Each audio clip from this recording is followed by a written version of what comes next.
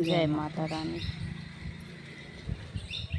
मैया मोरी आंगना बहारई है बढ़निया लईके ना।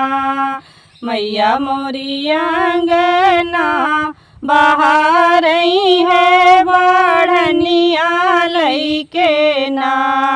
आंगना बहारी मैया घोरवा लगावई है बढ़लवा लईके ना। मैया मोरी पानिया कजाली है घड़िलवा लईके ना।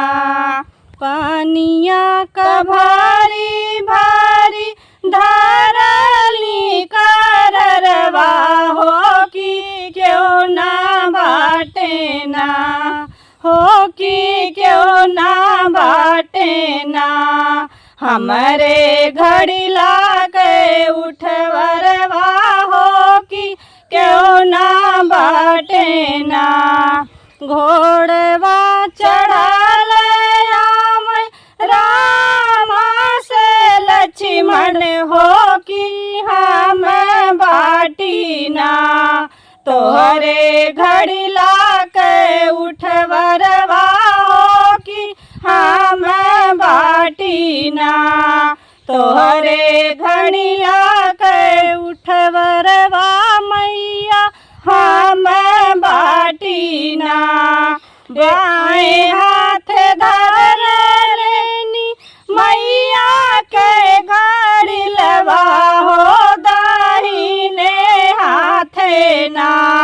धर ले मैया के चरनिया हो दाहिने हाथे ना। धर ले मैया के चरनिया हो दाहिने हाथे ना। बांधल आचरा छोड़ा मोरे रामा हो कि दैना देबना। तो है भारी मुखया शिशिया हो माँ दैना देबना। तो है भारी मुखया शिशिया रामा दैना देबना। जय माता रानी।